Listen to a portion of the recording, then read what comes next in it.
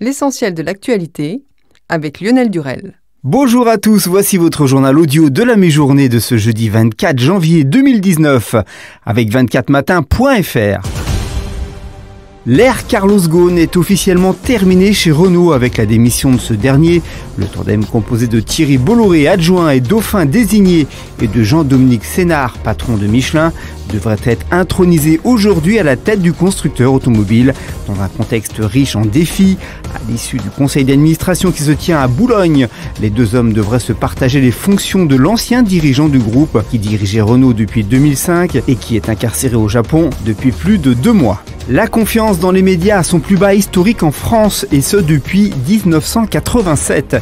En effet, les Français ont de moins en moins confiance dans les médias, même s'ils continuent de s'intéresser fortement à l'actualité. Selon le journal La Croix, suite à un sondage, la télévision, média préféré des Français pour s'informer, recueille paradoxalement un niveau de confiance de seulement 38%.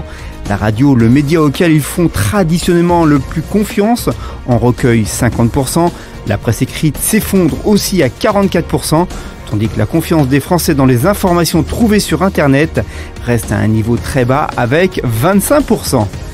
C'est un tête-à-tête inédit. Emmanuel Macron affronte le patron des Républicains, Laurent Wauquiez, aujourd'hui à Valence pour sa 3e réunion du grand débat national, né de la crise des Gilets jaunes. Après leur tête-à-tête d'une demi-heure, ils se joindront à un déjeuner-débat avec une 60aine d'élus de la région Auvergne-Rhône-Alpes.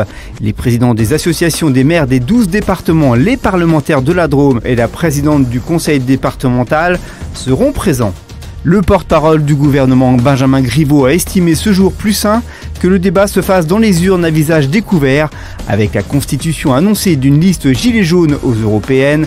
Un processus intéressant, comme il l'a expliqué sur Radio Classique. Chacun est libre dans notre pays de constituer une liste, de porter ses idées. Moi, je préfère qu'on le fasse dans les urnes à visage découvert, plutôt que planqué derrière des pseudos anonymes sur des réseaux sociaux ou cagoulés dans les manifestations avec des violences. En bref, et dans le reste de l'actualité, les députés grecs sont appelés ce jour à mettre un terme à 30 ans de contentieux entre la Grèce et la Macédoine en se prononçant sur le nouveau nom de la République balkanique voisine, une question qui sème la zizanie sur l'échiquier politique grec. En Seine-et-Marne, un enfant de 7 ans a tiré dans la cour de son école avec l'arme de son père, un policier. L'incident n'a pas fait de blessés, l'enfant avait subtilisé le pistolet de son père. En raison de l'âge du tireur, le parquet de Melun a classé l'enquête. Cependant, c'est désormais la hiérarchie policière d'éclaircir les conditions dans lesquelles cet enfant a pu emporter cette arme, a affirmé la procureure. En sport, à 3 semaines de l'énorme choc contre Manchester United, l'attaquant star du PSG Neymar souffre d'un réveil de la blessure au pied droit qui avait écourté sa saison dernière. Le communiqué publié dans la nuit par le PSG a glacé les fans du club. Les premiers examens pratiqués ont mis en évidence une réactivation douloureuse de la lésion du 5e métatarsien droit. Le traitement dépendra de l'évolution dans les prochains jours. Toutes les opérations thérapeutiques doivent être envisagées, y compris une nouvelle opération.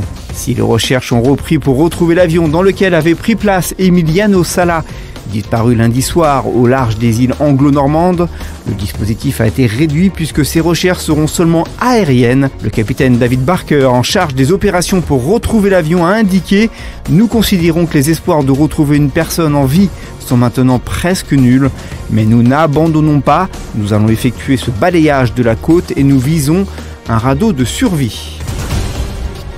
L'actualité du divertissement hier soir dans TPMP sur C8, le chroniqueur de Cyril Hanouna, Bernard Montiel, a confirmé 2 sources sûres que Shaim allait débarquer sur la une et dans un premier rôle en qualité de comédienne dans la série Profilage. La chanteuse qui se dirige vers une carrière d'actrice remplacera Juliette Roudet qui part vers de nouvelles aventures. On conclut ce journal avec votre météo de demain matin. Un faible front neigeux sera présent du sud-ouest au nord-est en matinée et apportera quelques faibles averses. Il neigera toujours abondamment sur les Pyrénées. Le temps sera bien dégagé dans le sud-est et sur les Alpes. L'après-midi, les nuages bas se maintiendront à l'ouest alors que le soleil devrait bien être présent de la région PACA au relief de l'est. Il neigera toujours abondamment sur les Pyrénées. Côté température, le matin, il fera de -4 à 3 à 10 pour Brest, 2 à Paris, -1 à Marseille et 8 à Biarritz. Merci d'avoir suivi ce journal. On se donne rendez-vous sur 24matin.fr pour rester en lien avec l'actualité. Et on se donne également rendez-vous à 19h30 pour les 5 infos immanquables du jour sur notre site. Bon après-midi à tous. À demain vendredi 13h pour un tout nouveau Flash Info.